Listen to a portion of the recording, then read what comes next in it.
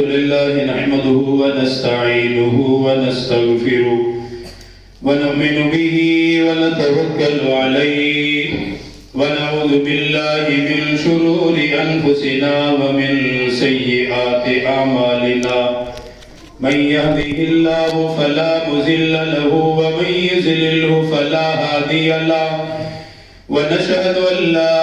إله إلا الله وحده لا شريك له ونشهد أن سيدنا ومولانا محمدا عبده ورسوله أما بعد فأعوذ بالله من الشيطان الرجيم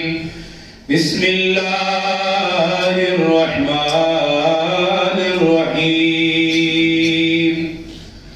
وقضى ربك ألا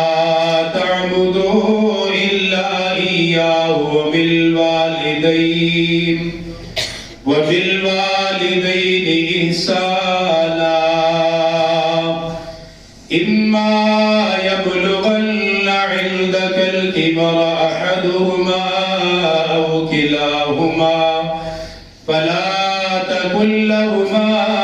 أف ولا تنهرهما وقل لهما قولا كريما فقال النبي صلى الله عليه وسلم رغم أنفه قيل من يا رسول الله قال من أدرك والديه عند الكبر أو أحدهما ثم لم يدخل الجنة فقال النبي صلى الله عليه وسلم رضا الرب في رضا الوالد وسخط الرب في سخط الوالد اللهم صل على محمد وعلى آل محمد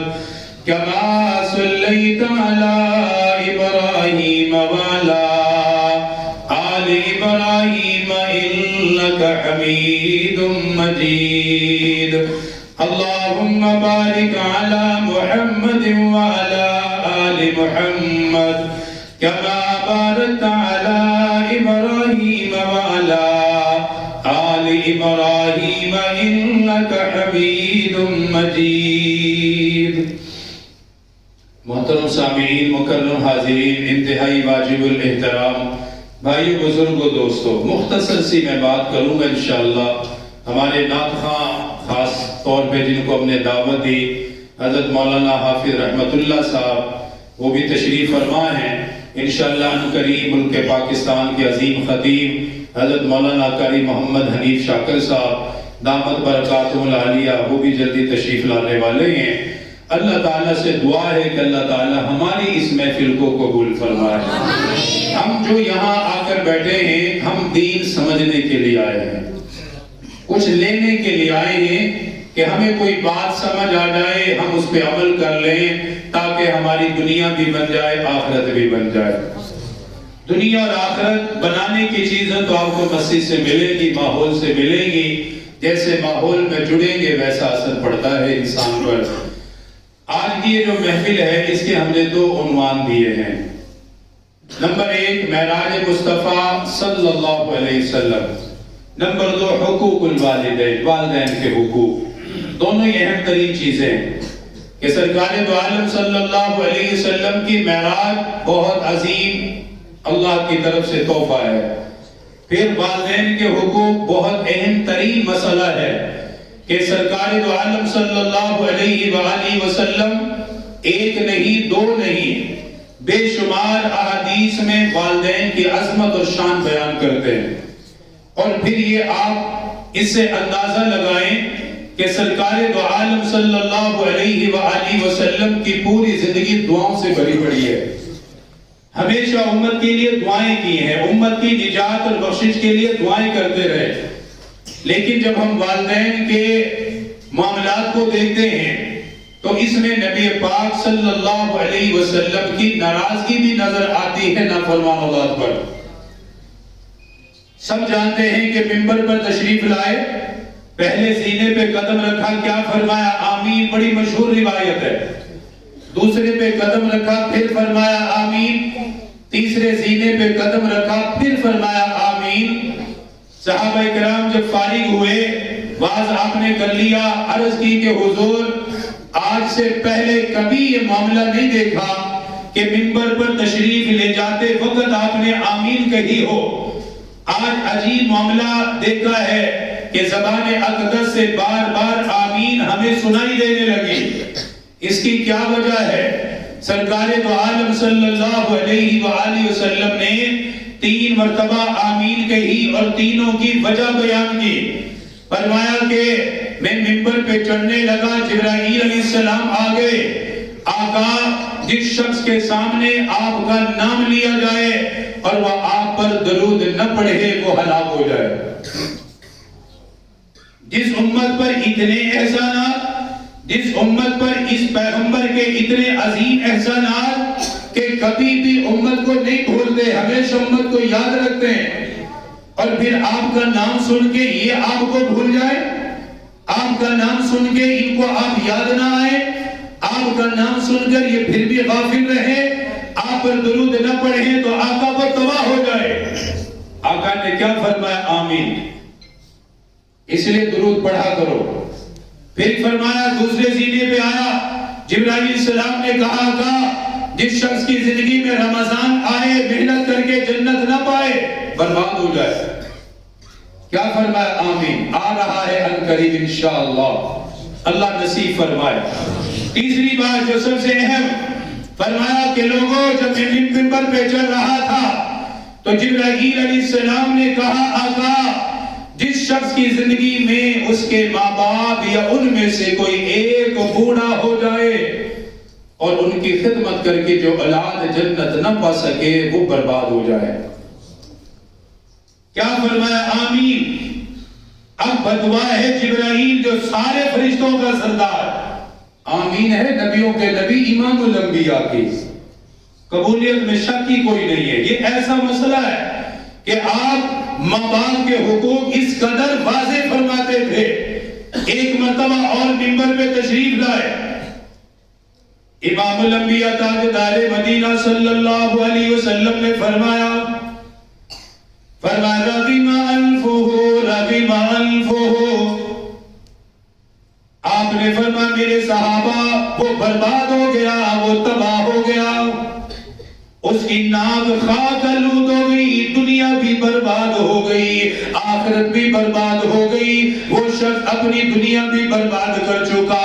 اپنی آخرت کو بھی تباہ کر چکا۔ حضرات صحابہ کرام پر ایک خاص کیفیت طاری ہو گئی۔ نبیوں کے نبی امام الانبیاء تاجدار مدینہ صلی اللہ علیہ وسلم جو ہر وقت امت کے لیے بخشش کی دعائیں کرنے والے، امت کی مغفرت کے لیے دعائیں کرنے والے، آج زبان اقدس سے فرمایا وہ شخص ہلاک ہو گیا، وہ شخص برباد ہو گیا۔ صحابہ نے ڈرتے ہوئے پوچھا قیل من یا رسول اللہ، یا رسول اللہ کس کے بارے میں فرمایا؟ ہمیں بتا دیجئے جس کے بارے میں آپ نے فرمایا وہ برباد ہو گیا، کون برباد ہوا؟ ہمیں اس کا حال بتائیے تاکہ ہم بچنے کی کوشش کریں، اپنے آپ کو اس سے محفوظ کر لیں۔ اللہ کے پاک پیغمبر نے فرمایا قال من ادرک والدیہ عند الکبر او احدہما ثم لم يدخل الجنہ، فرمایا میرے صحابہ وہ انسان برباد ہوا، وہ تباہ ہو گیا جس کو زندگی میں بوڑھے ماں باپ مل گئے یا ان میں سے کوئی ایک مل گیا، اس کی خدمت کر کر کے جنت نہ پا سکا،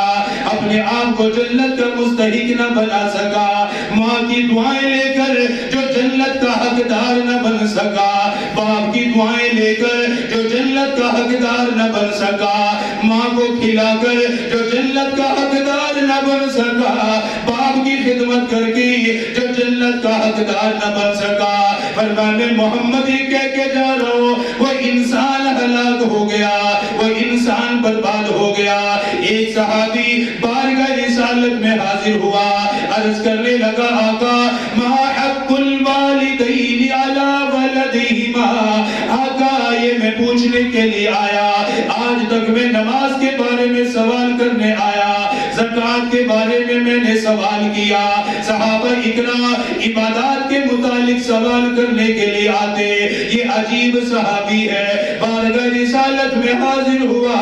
عرض کرنے لگا ما حق الوالدین علی ولدہما آقا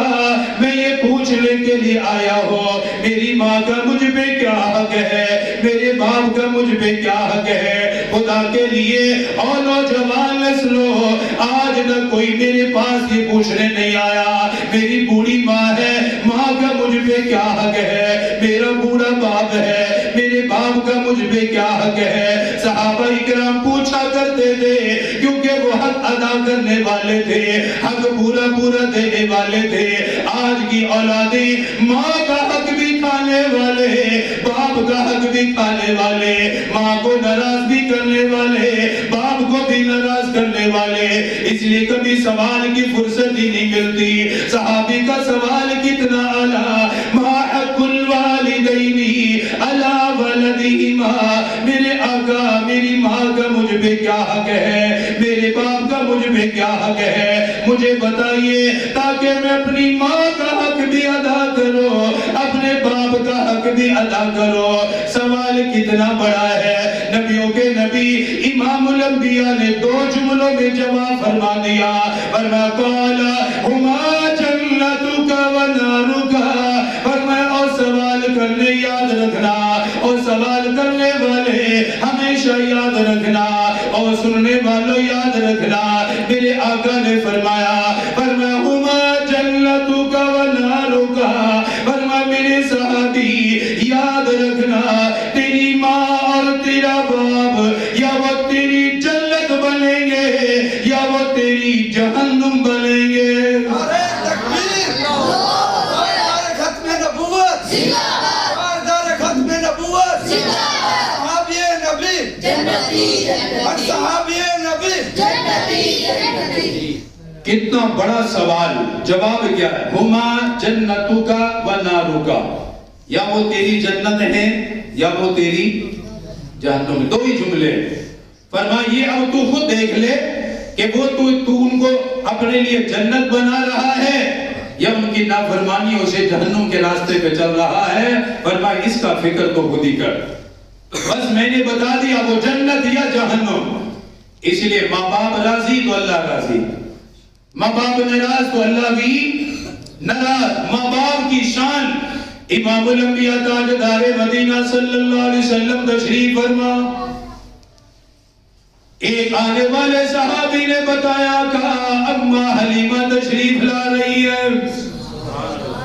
آپ کو دودھ پلانے والی آپ کو گود میں رکھنے والی آپ کی رضائی ماں اماں حلیمہ سعدیہ رضی اللہ تعالیٰ عنہا آپ سے ملنے کے لیے تشریف لا رہی امام الانبیاء صحابہ کے مجمع میں بیٹھے ہوئے اپنی ماں کو آتے ہوئے دیکھا جس ماں نے دودھ پلایا جس ماں نے اپنی گود میں رکھا میری ماں نے اپنی ماں کو میرے آقا نے اپنی والدہ کو آتے ہوئے دیکھا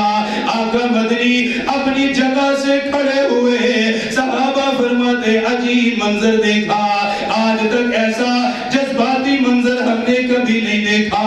آقا اپنی والدہ کے قریب ہو گئے آقا اپنی والدہ سے یوں لپٹ گئے اپنی والدہ سے یوں چمٹ گئے اپنی والدہ سے لپٹنے کے بعد زبان اقدس سے فرمانے لگے او میرے صحابہ میری ماں آ گئی دودھ پلانے والی میری ماں آ گئی گود میں رکھنے والی میری ماں آ گئی مجھے بچپن میں کھلانے والی میری ماں آ گئی یہ ماں ماں بار بار کہتے رہے آقا مدنی نے اپنی نبوت والی کملی کو بچھایا بچھانے کے بعد اپنی والدہ کو اس کملی پر بٹھایا وہ کملی بھی کتنی اعلیٰ ہے چادر بھی کتنی اعلیٰ ہے جس چادر کا ذکر اللہ نے قرآن میں کیا جس چادر کی عظمت کو اللہ نے قرآن میں بیان کیا لیکن میری آقا نے اپنی والدہ کے قدموں میں ڈالا اپنی والدہ کے قدموں میں بچھا دیا اپنی والدہ کو بٹھایا اپنے ہاتھوں سے سے دودھ پیش فرمایا، اپنی والدہ کی مہمان نوازی فرمائی، پھر آپ نے بہت سارے تحائف کے ساتھ رخصت کیا، صحابہ کرام کو بتایا، فرمایا میرے صحابہ یہ مجھے دودھ پلانے والی میری ماں ہے، جس نے ماں کو راضی کیا اللہ راضی ہو گیا۔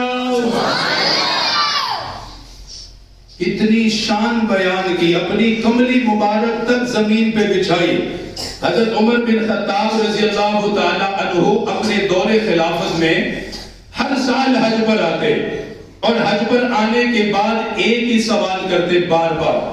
کہ تم میں کوئی یمن سے لوگ آئے ہوں، یمن کا قافلہ، تو مجھ سے ملاقات کرواؤ۔ بڑی دلچسپ بات ہے، وہ یمن سے جو حاجی آتے حضرت امیر المؤمنین سے ملتے، ملاقات کرتے، آپ ان سے ملاقات کے بعد ایک ہی سوال کرتے کہ تمہارے اندر اویس کرنی موجود ہے کہ نہیں؟ کیا سوال کرتے؟ تمہارے اندر اویس کرنی موجود ہے کہ نہیں؟ اب وہ جواب دیتے تھے کہ ہمارے اندر اویس کرنی نہیں ہے، آپ حج کرتے مدینہ واپس چلے جاتے۔ پھر اگلے سال آتے، ایک مرتبہ تشریف لائے، پھر وہی سوال کیا کہ یمن سے کچھ لوگ آئے ہیں تو مجھ سے ملاقات کرو۔ وہ آگے جو یمن سے آئے تھے، آپ نے فرمایا تمہارے اندر اویس کرنی موجود ہے؟ اس مجمع میں سے ایک بندہ کھڑا ہو گیا، کہنے لگا حضور میرا نام اویس کرنی ہے، کرن میرا قبیلہ ہے، نام میرا اویس عامر نام ہے میرا، تو میں ہوں اویس بن عامر جسے آپ تلاش کر رہے ہیں، تو بتائیے کیا بات ہے؟ اللہ اکبر۔ فرمانے لگے اویس کھڑا ہو جا، میری مغفرت کی دعا فرما دے۔ کیا کہہ رہے ہیں کہ میری مغفرت کی دعا کرو، میری بخشش کی دعا کرو۔ اور کتنا مجمع حج کا ماحول ہے، اور امیر المومنین ہے، مسلمانوں کے حکمران، فرمانے اویس میرے لیے بخشش مغفرت کی دعا کر۔ امیر المومنین خلیفۃ المسلمین حضرت عمر بن خطاب رضی اللہ تعالیٰ عنہ فرمانے لگے، فرمایا اے اویس میری بخشش کے لیے دعا کرو، مغفرت کے لیے دعا کرو۔ اتنا بڑا صحابی جسے میرے آقا نے اپنی دعاؤں میں مانگا، اللہ پاک سے مانگتے رہے میرے پروردگار عمر بن خطاب کی اسلام کو ضرورت ہے، مجھے خطاب کا بیٹا عمر چاہیے۔ اتنا بڑا صحابی جس کے بارے میں فرمایا عمر جس راستے پہ تو چل رہا ہو شیطان بھی وہ راستہ چھوڑ کے بھاگ جاتا ہے، تیرا روب اتنا، تیرا دبدبا اتنا، شیطان بھی تیرے سامنے نہیں آئے گا۔ وہ عمر بن خطاب جس کے بارے میں فرمایا اے عمر ان اللہ وضع الحق علی لسان عمر، اے عمر اللہ نے حق کو تیری زبان پہ جاری کر دیا۔ وہ عمر ہے جب آپ معراج سے واپس آئے حضرت عمر بن خطاب سے ملاقات کی، فرمایا عمر تجھے پتا ہے معراج کے وقت جب میں جنت میں چل رہا تھا، جنت میں میں نے ایک اعلیٰ محل دیکھا، شاندار میں نے محل دیکھا، میں نے جبرائیل سے پوچھا جبرائیل یہ محل کس کا ہے؟ جبرائیل علیہ السلام نے عرض کیا آقا آپ کے صحابی عمر بن خطاب کا یہ محل ہے، اور میں عمر تیرا محل میں جنت میں دے کر آیا ہو۔ یہ وہ عظیم صحابی جس کے بارے میں فرمایا لوگوں میرے زمین کے دو وزیر ہیں، پہلا وزیر ابو بکر صدیق ہے، میرا دوسرا وزیر عمر بن خطاب ہے۔ یہ اتنا عظیم صحابی جس کے بارے میں فرمایا لو کان بعدی نبی لکان عمر، فرمایا لوگوں اگر میرے بعد کوئی نبی ہوتا، میرے بعد کوئی رسول ہوتا، عمر بن خطاب نبی بن جاتا، عمر بن خطاب رسول بن جاتا، لیکن میں آخری نبی، میرے بعد کوئی نبی نہیں آئے گا۔ اتنا عظیم صحابی، اتنی فضیلت والا صحابی، اتنے بڑے درجے والا صحابی اویس کرنی کو کہہ رہے اویس میری بخشش کے لیے دعا کرو۔ حضرت اویس ہاتھ جوڑ کے کھڑے ہو گئے، امیر المومنین، آپ صحابی، میں تابعی، آپ اللہ کے نبی کی زیارت کرنے والے، مجھے تو زیارت کا موقع بھی نہیں ملا، آپ آقا کی صحبت میں بیٹھنے والے، مجھے تو بیٹھنے کا موقع بھی نہیں ملا، آپ آقا کی اقتدا میں نمازیں ادا کرنے والے، مجھے تو نمازیں پڑھنے کا بھی موقع نہیں ملا، آپ نے ساری زندگی آقا کی اقتدا میں نمازیں پڑھی ہے، میں آپ کے لیے کیسے دعا کروں گا؟ امیر المومنین فرمانے لگے، اے اویس پہلے میرے لیے دعا کر، پھر میں اس کی وجہ بھی بتاؤں گا۔ حضرت اویس کرنی نے امیر المومنین کی بخشش کی دعا فرمائی، عمر بن خطاب کے لیے دعا فرمائی، سارا مجمع وجہ جاننے کے لیے بےتاب ہونے لگا، سارا مجمع حیران ہونے لگا۔ حضرت عمر بن خطاب نے فرمایا لوگوں، میں نے آقا مدنی سے یہ سنا، امام الانبیاء سے میں نے یہ سنا، اے عمر یمن سے اویس کرنی آئے گا، کرن قبیلے سے تعلق رکھنے والا ہوگا، اے عمر اس نے اپنی ماں کو اتنا راضی کیا ہے، اپنی ماں کی اتنی خدمت کی ہے، اپنی ماں سے اس نے اتنی دعائیں لی ہے۔ حضرت عمر فرمانے لگے، فرمایا لوگوں، میرے آقا نے مجھے وصیت فرمائی، میرے آقا نے مجھے حکم دیا تھا، اے عمر اگر اویس سے ملاقات ہو جائے، اویس سے اپنی بخشش کی دعا کرا لینا، اویس سے مغفرت کی دعا کرا لینا، کیونکہ اس نے اپنی ماں کو اتنا راضی کیا۔ فرمایا اگر وہ اللہ پہ قسم بھی کھا لے گا، اللہ اس کی قسم کو پورا کر دے گا۔ وہ اللہ کو اتنا راضی اپنی ماں کے ذریعے سے کر چکا ہے کہ اگر وہ قسم بھی کھا لے اللہ پر کہ ایسا ہوگا، تو اللہ تعالیٰ اس کی قسم کی وجہ سے ویسے ہی کر دے گا، اس کی قسم کو اللہ پورا کر دے گا، تو اس کی دعاؤں کو کتنا زندہ ہوگا۔ پر میں اس سے اپنے لیے دعا کرا لینا، حالانکہ ضرورت نہیں ہے، کتنا بڑا صحابی ہے، لیکن امت کو سبق دینے کے لیے کہ اپنے ماں باپ کی خدمت، ان کی اطاعت، ان کی فرمانبرداری، ان کی دعائیں انسان کو اتنی بلندیوں پر لے جاتی ہیں کہ اتنا عظیم صحابی بھی ان سے دعا کے لیے کہہ رہا ہے۔ اس لیے ماں باپ کے حقوق، ماں باپ کی خدمت، افسوس ہوتا ہے کہ ایسی مائیں آتی یہاں پر جو روتی اپنی اولاد کا ٹکڑا، باپ آتے ایسے جو اپنی اولاد کا ٹکڑا روتے ہیں، پریشان ہوتے ہیں، اور پھر اس باپ یا ماں کے دل پر کیا گزرتی ہوگی کہ جس نے اپنے بچے کو اپنی گود میں بٹھا کر محبت سے کھلایا تھا،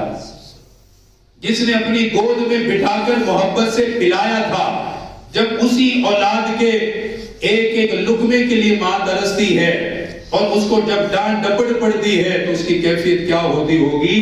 جب ماں روتی ہے سمجھ جاؤ خدا کی قسم عرش ہل جاتا ہے، آسمان ہل جاتا ہے، زمین ہل جاتی ہے۔ تمہیں یاد ہو نہ ہو، آسمان زمین کو تو ماں کی مشقتیں یاد ہے، یہ جو اس نے اولاد کے لیے دیکھی ہے، آسمان زمین کو تو یاد ہے کہ باپ اولاد کے لیے کیا کچھ کرتا رہا، کتنا کھپا، کتنا مرا، ہمیں یاد ہو نہ ہو ان کو سب یاد ہے۔ اس لیے جن کے ماں باپ زندہ ہیں ان کی خدمت کریں، اطاعت کریں۔ کمی کوتاہی سب سے ہوتی ہے، ہم سے بھی ہوتی ہے، آپ سے بھی ہوتی ہے، سب سے ہوتی ہے، لیکن عقل مند وہ ہے کہ جو اس کی تلافی کی کوشش کرے، اس کو سدھارنے کی کوشش کرے۔ اگر ناراض ہو گئے تو مناؤ، کچھ خدمت کرو تاکہ وہ راضی ہو جائے۔ عام طور پہ یہ سب گھروں کے معاملات ہے کہ جی بوڑھا باپ سنتا نہیں ہے، وہ ساری زندگی وہ تمہاری سنتا رہا، ابھی بھی وہ سنے گا، تم سنو اس کی کیفیت یہ بتاؤ۔ ساری زندگی وہ سنتا رہا ہے، پوری کرتا رہا ہے، تم نے جو مانگا اس نے دیا، تم نے جو کھانے کا کہا اس نے کھلایا، تم نے پینے کا جو کہا اس نے پلایا، تم نے پہننے کے لیے جو کہا اس نے پہنایا، تمہاری ماں نے جو تم نے چاہا تمہیں دیا، تم نے جو چاہا تمہاری ماں نے وہ دیا تمہیں۔ اب اگر آج وہ کہتے تو کون سی بڑی بات ہے، وہ ساری زندگی کرتے رہے، کچھ آج ان کے ساتھ اچھا برتاؤ کر لیا جائے تو کل کو یہ وقت ہمارے اوپر بھی آئے گا، عافیت اور خیر رہے گی انشاءاللہ۔ کوشش کرو گے انشاءاللہ تعالی۔ ہمارے اس مرحومہ کی ایصال ثواب کا بھی آج خاص اہتمام ہے۔ بھائی محمد مشتاق صاحب، ان کے اہلیہ محمد نشان صاحب، عدنان صاحب، ان کی والدہ جو پچھلے سال فوت ہو گئی تھی، ان کی اصلاح ثواب کے لیے بھی آج خاص طور پہ دعا کے لیے کہا گیا ہے۔ اللہ تعالیٰ ہماری اس مرحومہ کی بھی کامل مغفرت فرمائے، اور ایک آخری حدیث فرمائے، رضا الرب فی رضا الوالدی وسخط الرب فی سخط الوالدی، فرمائے اللہ کی رضا باپ کی رضا میں ہے، اللہ کی رضا باپ کی رضا میں ہے، وسخط الرب فی سخط الوالدی، اللہ کی ناراضگی باپ کی ناراضگی میں ہے۔ باپ راضی اللہ راضی، باپ ناراض اللہ ناراض۔ کوشش کریں جن کے ہیں، اللہ تعالیٰ ہم سب کو توفیق عطا فرمائے۔